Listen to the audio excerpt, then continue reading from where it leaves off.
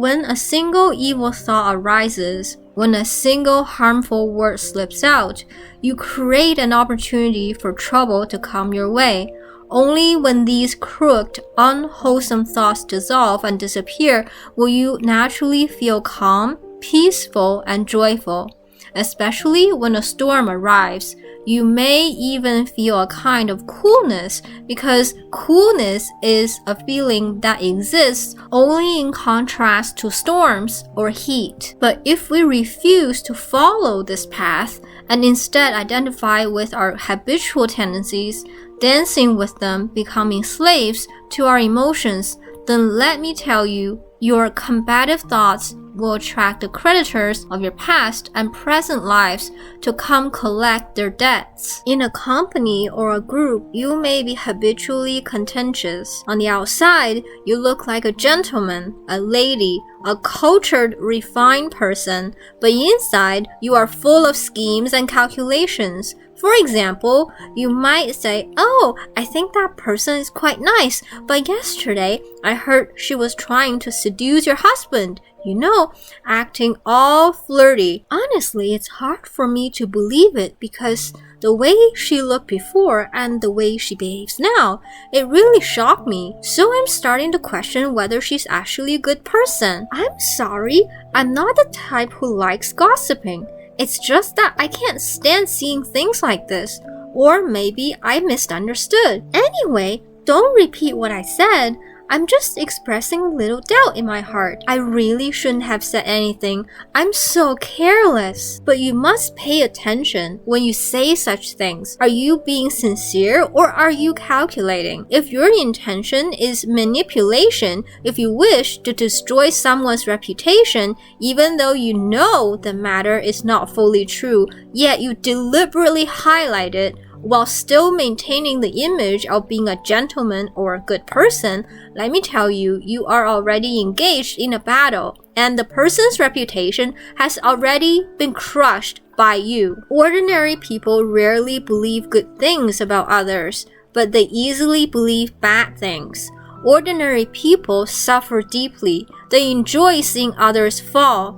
When they see someone doing well, they often doubt it because they cannot accept it. Understand that ordinary people love saying no. Saying yes is very difficult. Saying no satisfies the ego. Saying yes challenges it. When you operate from such crooked, calculating thoughts, your ego working so hard, you have already summoned your karmic creditors. They might even be spirits. They cling to you relentlessly. Your good fortune may be strong enough that they cannot possess your body, but they now have the King of Hell's token, meaning no one can expel them. While your luck remains strong, they cannot invade you. But once you generate thoughts of conflict, your luck is instantly depleted. Their hatred for you runs deep, and now they finally find an opening to invade. Then your spine suddenly starts hurting for no reason. Yesterday you were fine, today it hurts terribly. You visit countless doctors, yet none can diagnose anything. The doctor might even say, "This is strange, there's nothing wrong." And you think, "Are you an incompetent doctor? It really hurts." The doctor concludes that it may be a psychological tension. Let me tell you, the karmic creditor has already come for you. You open the convenient door for them to enter. Another example would be someone didn't sleep well last night and today she crosses the street groggy.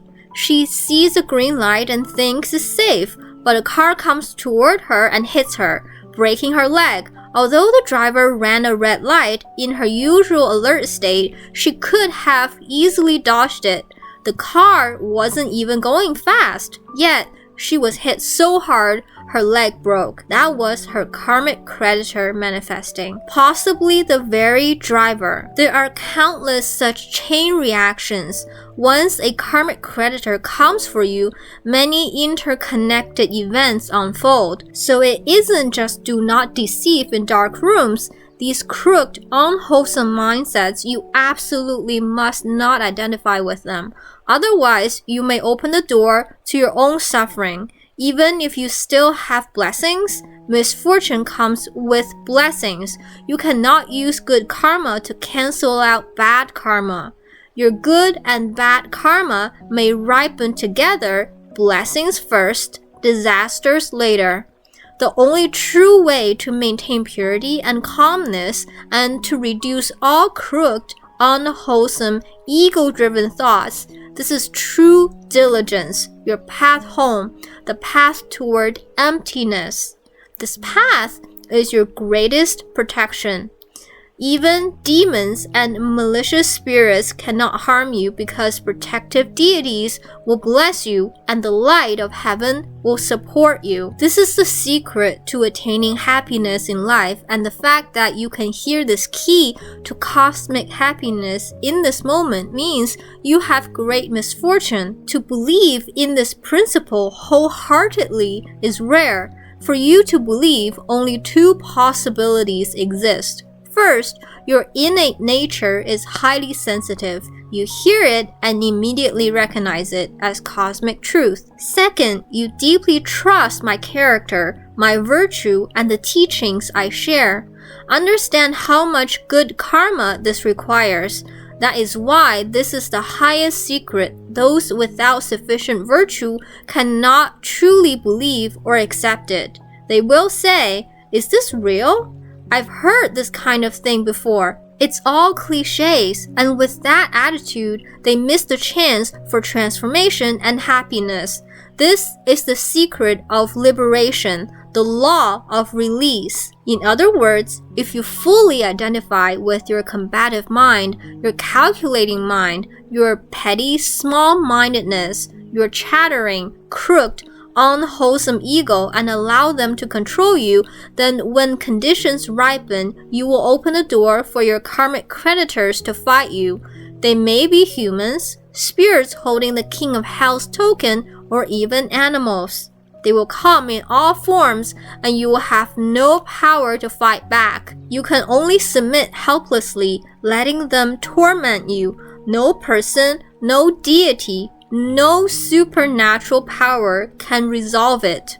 But if you become aware of your crooked, unwholesome, ego-driven thoughts and gradually dissolve them, your karmic creditors will be moved and softened. Even if they're not moved, they still cannot harm you. Some people act domineering outside, throwing files at subordinates, making them stand as punishment. But when they return home, they become a completely different person. Why? Because their combative mind attracts the karmic creditors from the past and present lives to trouble them, awakening the creditors' own combative tendencies. Outside, they fight others. At home, their children, parents, or spouse start fighting them. Their combative energy awakens all buried resentments and old grudges. When your combative mind attracts your karmic creditors, you have no ability to defend yourself. You cannot resist. You cannot escape. You become completely immobilized with no way out.